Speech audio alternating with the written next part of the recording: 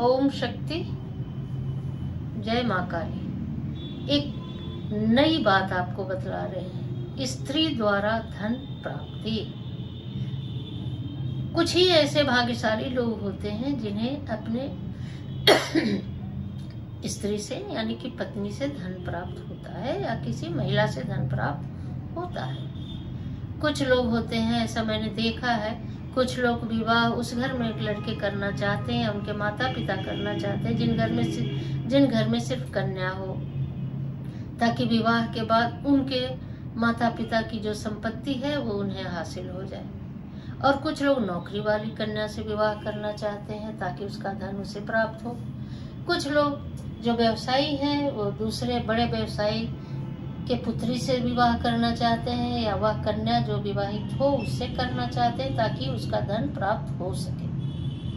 तो आइए हम आपको बतलाते हैं कि सबों को यह संयोग नहीं मिलता है। किन्हीं की कुंडली में जब ऐसे संयोग बनते हैं तभी उन्हें स्त्री के द्वारा धन की प्राप्ति होती है।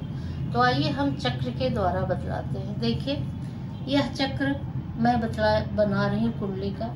मेरे पास अभी फिलहाल एक यही छोटा सा है जिससे मैं आपको समझाती हूँ। कभी फुर्सत नहीं मिल रही है कि मैं बड़ा बोर्ड आपके लिए लेके आ सकूं। कभी लेकर आऊंगी तो मैं उसमें और बड़ा बनाऊंगी ताकि आप अच्छे से देख सकें। आज यही है, आप इसी पर सब्र कीजिए और इसी से जान लीजिए। यह हो जाता है 1 2 3 4 5 6 ऐसे करके 12 घर होते हैं।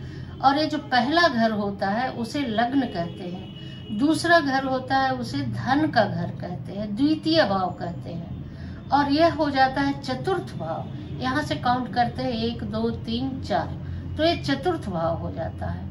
ये पंचम भाव, ये षष्ठ और ये सप्तम भाव हो जाता है। सप्तम भाव होता है ये पत्नी का भाव होता है। ये अष्टम, नवम, दसम, एकादश और ये द्वादश भाव। तो आइए भाव की जानकारी के बाद आपको हम बता रहे हैं कि स्त्री द्वारा कब आपको धन प्राप्त होगा। अगर सप्तमेश और द्वितीयेश, मैंने बताया ये धन का भाव होता है, तो द्वितीयेश यानी कि अगर 2 अंक यहाँ पे है तो इसका स्वामी कौन हो जाएगा?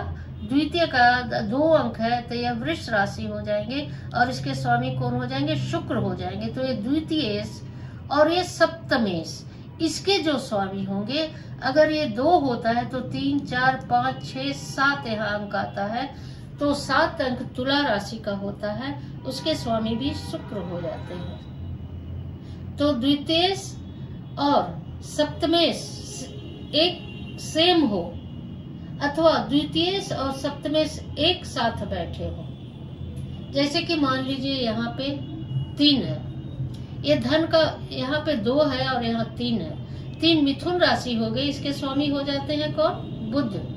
तो 4 5 6 7 8, सप्तमेश कौन हो गए? 8 अंक हो गया मंगल। 8 अंक हो गया वृश्चिक स्वामी, इसके स्वामी हो जाते हैं मंगल।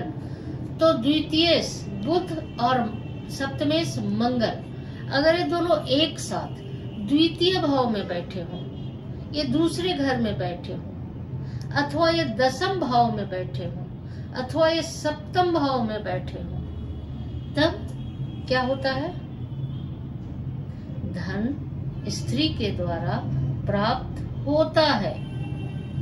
और अगर ऐसा ही है किसी महिला की कुंडली में, तब उसे पति के द्वारा तो धन प्राप्त होता ही है, उसके ननद के द्वारा या और भी कोई महिला जो संबंध है उसके द्वारा भी उसे धन प्राप्त होता है।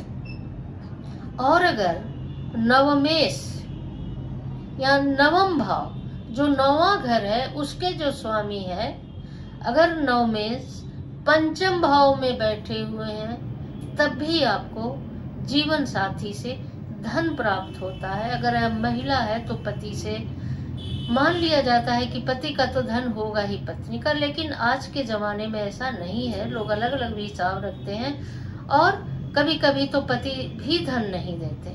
तो ऐसे योग में पत्नी को भी भरपूर धन मिलेगा पति से, और यह तो स्त्री धन के लिए है, इसलिए पति को भी अपनी पत्नी से धन जरूर प्राप्त होगा। आज मेरा चश्मा भी छूट गया है बहन भाइयों, तो मैं ऐसे ही बतला रही हूँ। अगर सप्तमेश, सप्तम भाव का स्वामी, सप्तम भाव एक्चुअली विवाह का घर होता है। लड़का है तो पत्नी का, पति है तो पत्नी का, पत्नी है तो पति का घर होता है। अगर सप्तमेश एकादश भाव में बैठे हों तब भी स्त्री से धन प्राप्त होता है। और अगर सप्तमेश इस नवम भाव में बैठे हो, जो भाग्य का घर हुआ, तो स्त्री का भाग्य पति को इतना सपोर्ट करता है कि उसके भाग्य के सपोर्ट से पति को धन प्राप्त होता है। तो यह भी कहा जाएगा कि उसे स्त्री धन प्राप्त हुआ है।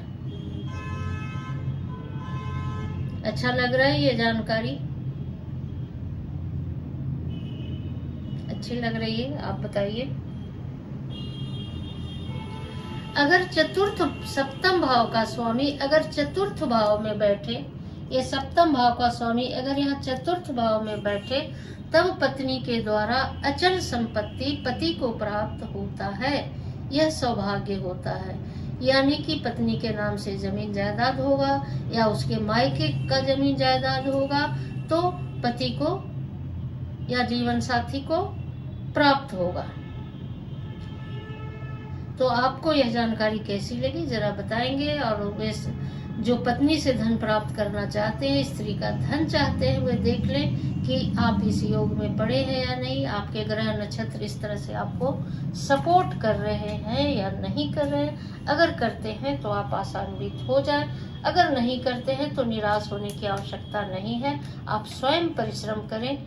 ईश्वर ने आपके भाग्य में भी धन लिखा है, आप अपने परिश्रम से धनार्जन कर सकते हैं। और अगर चाहते हैं कि ऐसा नहीं है, ऐसा हो, तो पत्नी का सम्मान करें। घर में जिस घर में नारी का सम्मान होता है, उस घर में लक्ष्मी जी यूं ही प्रसन्न होती है और उनके यहाँ स्थायी रूप से निवास करती हैं। प्रतिदिन ओम श्री लक्ष्मी नमः मंत्र का जाप करें। और जीवन साथी से को मैं कहूँगी कि अगर पत्नी है तो पति को रोज कुछ नहीं तो कम से कम उसके पसंद का एक फूल या कोई एक गिफ्ट या कुछ खाना ही उसके पसंद का मंगवा कर या बना कर दे। और पति से कहूँगी कि बहुत खर्चीला नहीं, एक छोटी छोटी वस्तु, कोई वस्तु नहीं तो मुंह से ही कुछ अच्छे वचन बोलकर अपनी पत्नी को प्रसन्न रखें। ऐसा करने से आपके घर का वातावरण यूं ही सही रहेगा और लक्ष्मी जी प्रसन्न होंगी। अगर आपको यह जानकारी अच्छी लग रही है तो लाइक करेंगे, शेयर करेंगे, ताकि दूसरे भी जान जाए। और जो नए हैं इस चैनल पे सब्सक्राइब करके बेल आइकन प्रेस करेंगे ताकि और लोग भी इससे लाभान्वित हो सकें। ओम शक्ति, जय माँ काली, धन्यवाद।